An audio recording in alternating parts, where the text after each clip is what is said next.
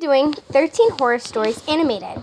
Yeah. So enough talking. Let's get in right into the video. This is an hour, so if you want to stay tuned and watch for an hour, then yay.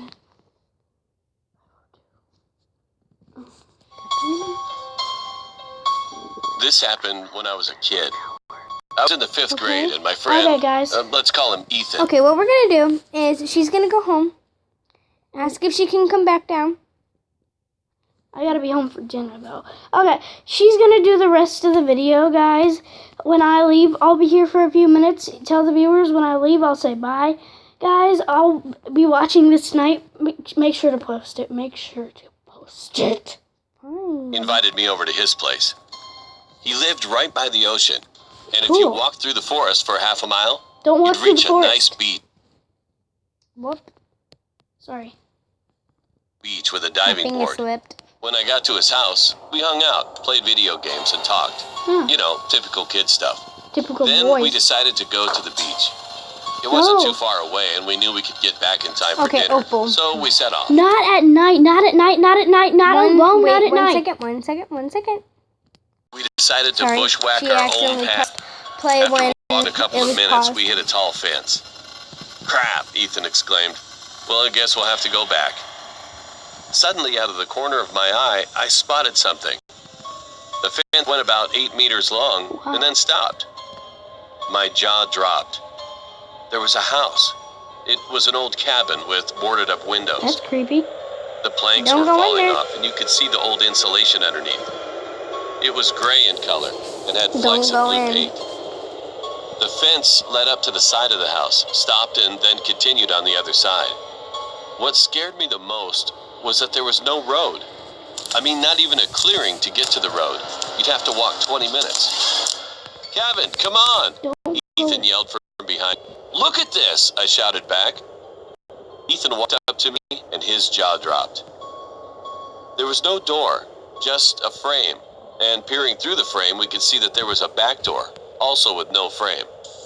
All we had to do was walk through the house, and then we could get to the beach. I looked at Ethan. Should we do it? I asked him. He shrugged. I don't see why not, he responded. Inside the house was dark, despite the sunlight pouring into the door. Ooh, spider, I ain't going in there. Through the house, and Ethan pointed to the door. As we reached the door, I peered up the stairs. I grabbed Ethan and shoved him out the door. What was it? He said, as soon as we got away. My whole body shook. I must be going mad, I thought to myself. Eventually, I explained it to him. As we reached the door, I wanted to take one last look at the house. I glanced up the stairs and I saw the shadowy outline of a person. All I could see were eyes staring back at me and a crooked grin. Just run. Ethan and I took another route back home. Yep. And we told Ethan's mom. She laughed at us and said she'd been that way many times and there was no house. We were angry because she didn't believe us, so we got out our cameras and went back the next day. When we got there was no house. It was just gone. No clearing, nothing. Maybe it only appears To at this night. day, Ethan and I still wonder what it was. Was that man just a homeless person, or maybe he was something much, much worse? I suggested to Ethan a theory that scares me to this day. I had been reading about Russian folklore, and a page caught my attention. It was a story about a witch named Baba Yaga who had a moving house. She would eat naughty children, and parents used to use it to scare children. Was this a witch? I guess we'll never know for sure. Baba Yaga. That's how long this was. We're only 3 minutes. I was in my early teenage years during this time. This one. My family and I went on vacation in Wait, a we're gonna village be which right had back. a forest rumored to be haunted. Far away from the village, near a lake. We weren't actually supposed to go to that forest, but my cousins thought it would be fun to play hide and seek at night. We were given some rules. We weren't allowed to take our... Okay, guys, well, it's paused. I want to say something. So, you're telling little kids to go into the dark forest in the middle of the night where there's a cemetery, and you want them to have no source of light. Really, guys? That is just dark. Dark, like very dark. But okay, I mean, you do you, boo. Our phones or flashlights with us. As planned, we all met in front of our farmhouse at midnight. Me and my younger sister, who was 7 years old at that time, were the youngest out of everyone.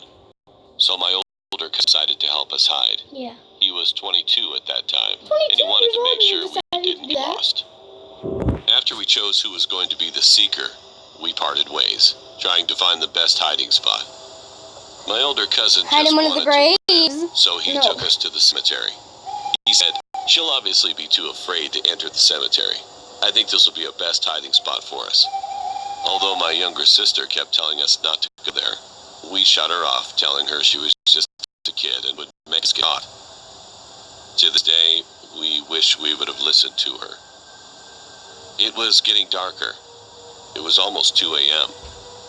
Then all of a sudden, the cemetery lights went out.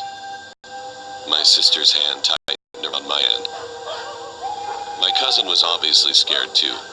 We could only hear the sound of wind and stray dogs barking at the backside of the cemetery. Sad. But then, we heard digging noises. I still remember that horrifying sound. At distance, we could see an old man with rough hair and dirt clothes digging a grave with his bare hands. He was making his noises while he dug. All of us stood there frozen. We didn't know He's a grave digger.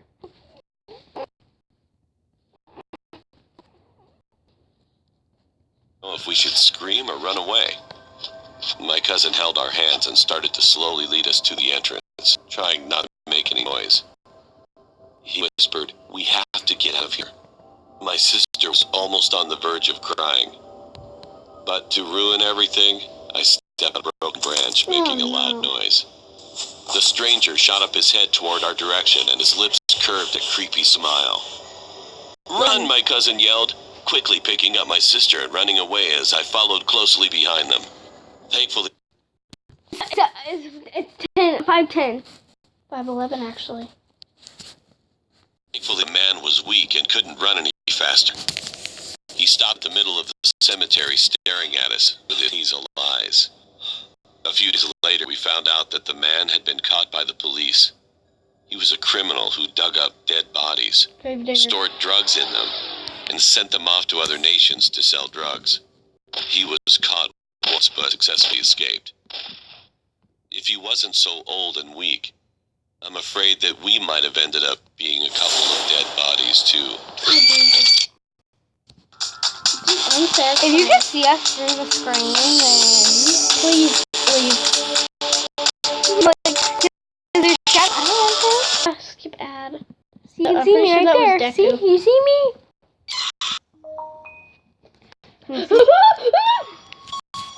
Oh, it's a text. Your mom probably saying Hi. leave her outside. My name is Alyssa, and I'm 15.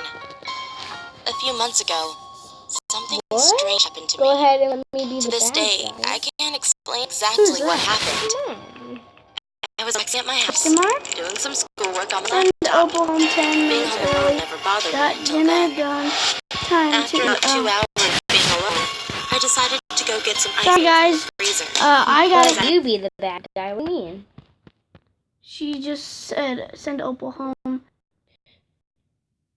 Go ahead and let me be the bad guy.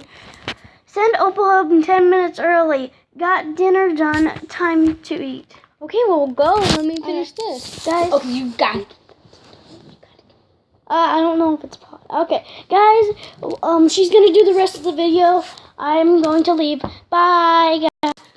Okay, let's, I'm gonna replay the video she had just left. Guys, I had to break the... guys, bye. Bye, just poking in. Bye. Okay, let me play again.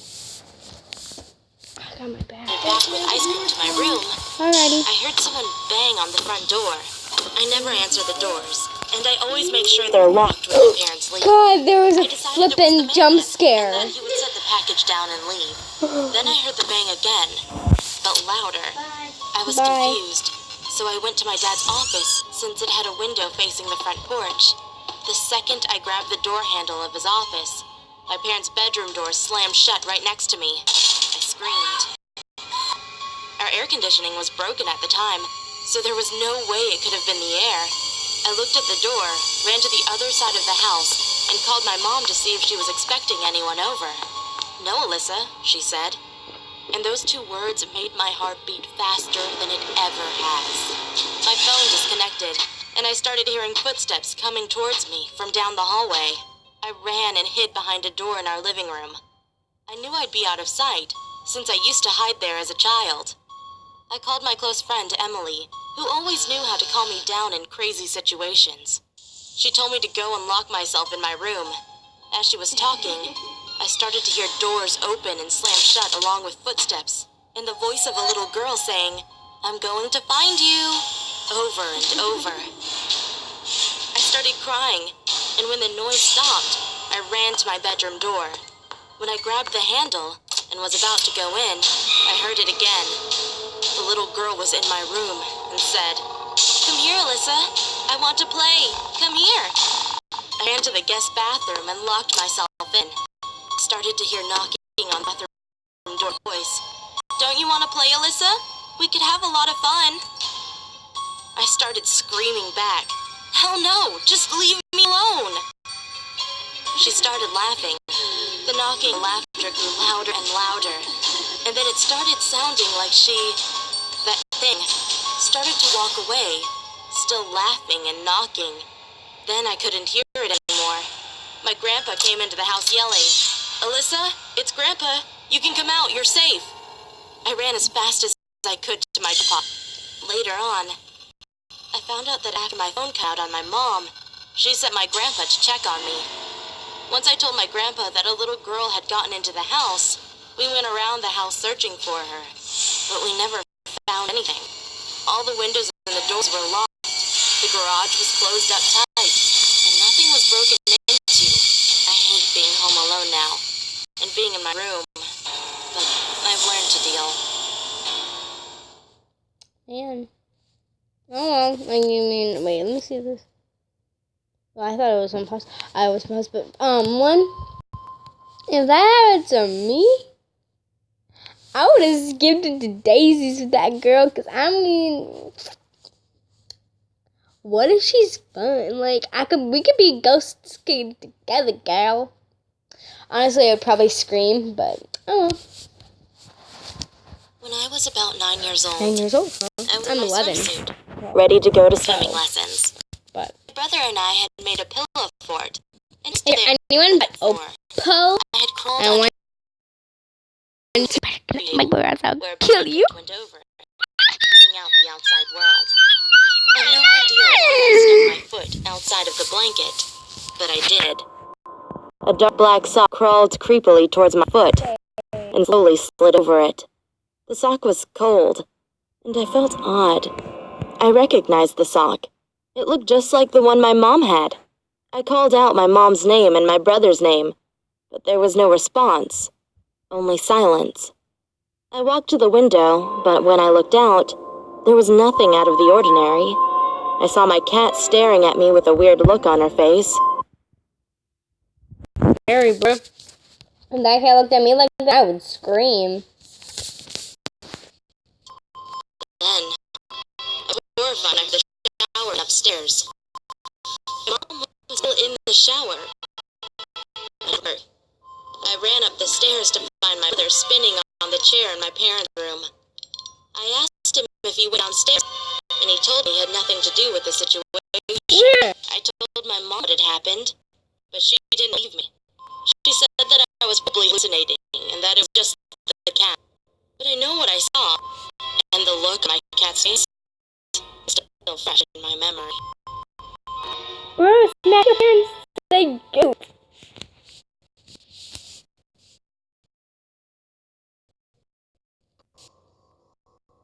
I almost got kidnapped, stranger. I'm with 24, something. and this happened 5 years ago when I was 19. I got an online transaction on a site called Ox, which is similar to Craigslist. It's an online app where you can see item being sold by random strangers. And all you would make a call and meet up.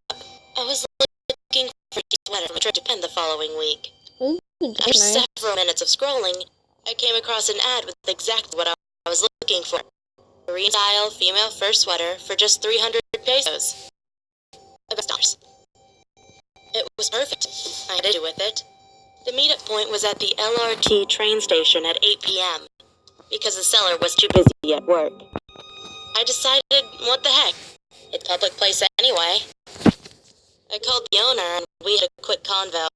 He sounded like a strict Convo guy. means conversation, by the I way. asked when we could meet up. He responded, tonight at 8 p.m. sharp. I said sure. But this recklessness of mine is what I regret the most. I arrived at the meeting place at 7:58 p.m. It was really empty. I was sure the only person in the station. I think I'll have to end It the was a- video here and finish it later at a different time. Sorry, but hopefully you guys are not mad at me. Have a bubblicious day, and I'll see you next time. Goodbye.